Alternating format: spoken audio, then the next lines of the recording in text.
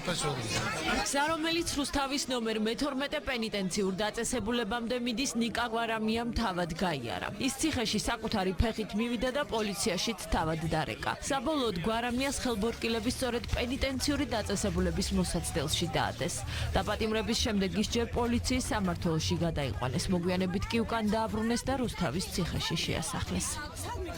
პოლიციის მანქანაში ჭეჭყვას და ხელბორტკილებით აქ მოსვლას ამჯობდა ეგრე. პოლიციას ვაცნობე რომ აქ ვარ, მათ უნდა შემოსახლონ ციხეში და გადამცენ სასჯელ ახსოვების დეპარტამენტს. როცა გვარამია რუსთავის ციხეში მიდიოდა თბილისის საქალაქო სასამართლოში, მისი სასამართლოს ხდომა ჯერ კიდევ მიმდინარეობდა. მისთვის შეფარდებული გირაოს პატიმრობით შესვლა პროკურატურამ მოითხოვა, რაც მოსამართლემ დააკმაყოფილა.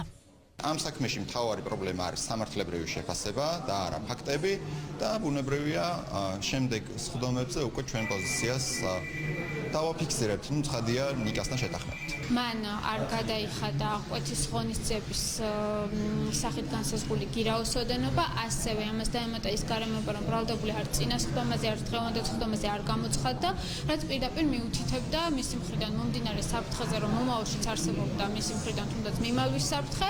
ყოველივე ზემოაღნიშნულიდან გამომდინარე, ვინაიდან არსებობდა უფრო მკაცრი აღკვეთის ღონისძიების გამოყენების საფუძველი, ჩვენ დავაყენეთ შუამდგომლობა, რაც გაიზიარეს სასამართლომ. გვარამიასთვის შეფარდებული პატიმრობა მმართველი გუნდისთვის კანონის აღსრულებაა. ქართული ოცნების წარმომადგენლების განცხადებით, გვარამიას და მისი მხარდამჭერების მხრიდან პოლიტიკურ მოტივზე საუბარი მიუღებელია. საპირისპირო სამტკიცებს ოპოზიცია. ნიკა გვარამია თავად ნამდვილად მზად იყო და ამაზე საჯაროდაც საუბრობდა ამ უსამართლო ტყვეობისთვის და საზოგადოებამ იხილა კადრები, როგორ ღირსეულად, როგორ მშვიდად წავიდა ამ უსამართლო ტყვეობაში დღეს ნიკა გვარამია. მაგრამ ასეთ დროს ის, ვინც არასოდეს არის მზად ასეთი უსამართლობისთვის და განსაცდელისთვის, არიან ოჯახის წევრები.